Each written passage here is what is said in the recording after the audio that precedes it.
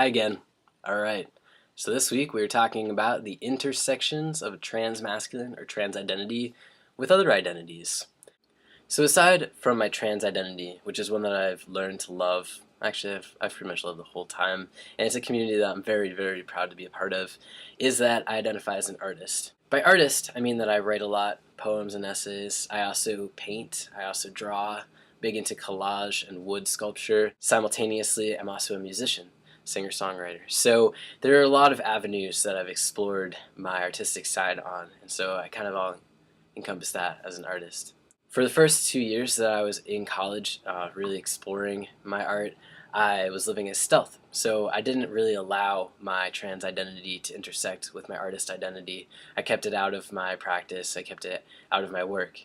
Once I really decided to let that out and to not live as stealth anymore, my art took on a whole different route. I'd always been writing songs about my transition, about how I was feeling as a way of coping, and I found that once I could play those for others and see the reaction, I felt whole. I felt like these two really belonged together. I also incorporated it into my drawings.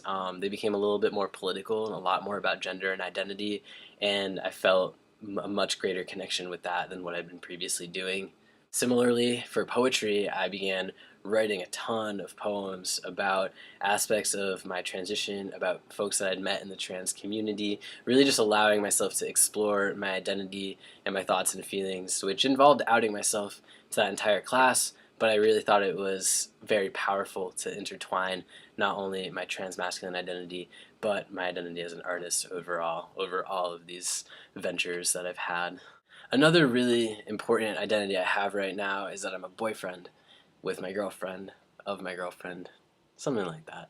In any case, being trans and being a boyfriend is a little bit different than just being a boyfriend. It kind of queers our relationship a bit, which we both like. We've agreed that we like that. And I think that bringing my trans identity to this relationship has been really extraordinary. Just to have it be a normal part of our everyday lives, it's just not a big deal. And I think that there's really no way to not have those two intersect.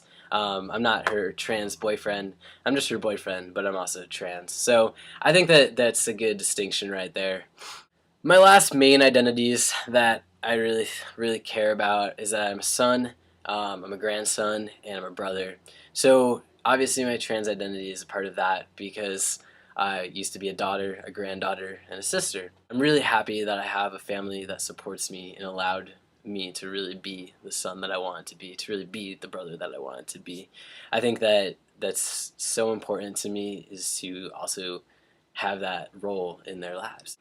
It just got so dark. Wow.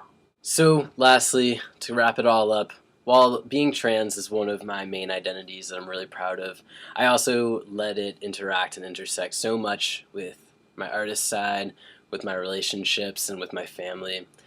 I feel that my trans identity has really informed and changed a lot of my relationships and a lot of the ways that I interact with these other aspects of my life in all good ways. So I'm very, very happy that I've been able to make that mergence. I'm proud of all that I am and all that I identify as, and that's just a few. That's just a few things. Alrighty. Well, in any case, I will see you next time. Bye.